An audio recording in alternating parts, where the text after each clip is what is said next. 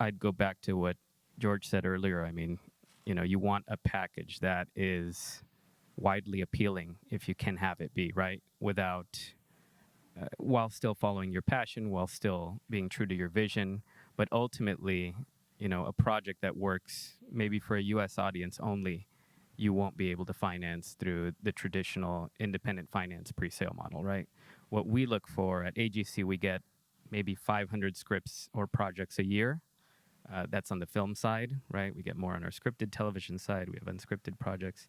And what we look for is which projects have value not only for one market, for one audience, but can appeal broadly, right? Why? Because we're going to go out to a market like this one and meet with buyers from all over the world and say, okay, well, does this story have meaning for your audience, right? And oftentimes they'll say, well, who's the actor, right? And who's the director?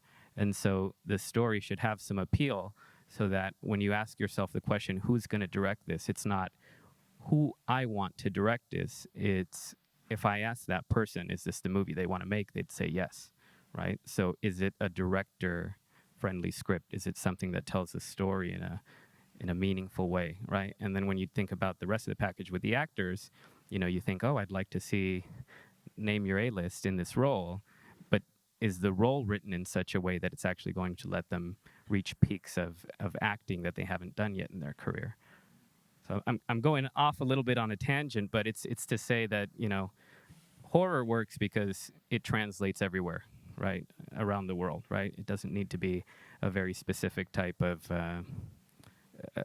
social sort of specificity, right? Comedy sometimes doesn't for the same reason, right? Because what's funny here might not be funny in another English-speaking country, as an example.